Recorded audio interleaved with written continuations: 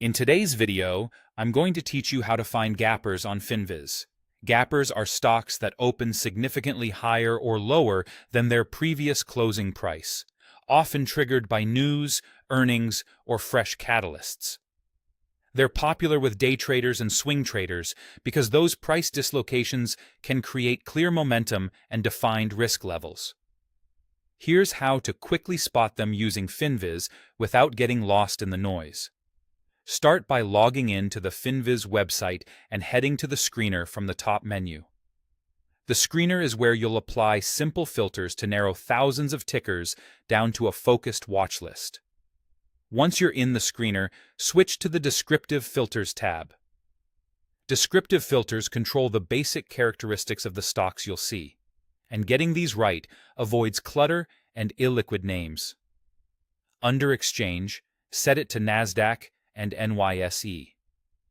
This limits your scan to the two major U.S. exchanges where most liquid, institutionally tracked companies trade. Skipping over-the-counter names reduces the chance of running into thin, erratic moves and helps keep spreads tighter. Next, still in Descriptive, set average volume to greater than 500K.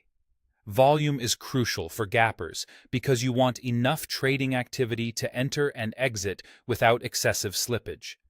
500,000 shares or more is a practical baseline to highlight liquid movers while keeping the list manageable. If you prefer even higher liquidity, you can always tighten that filter later.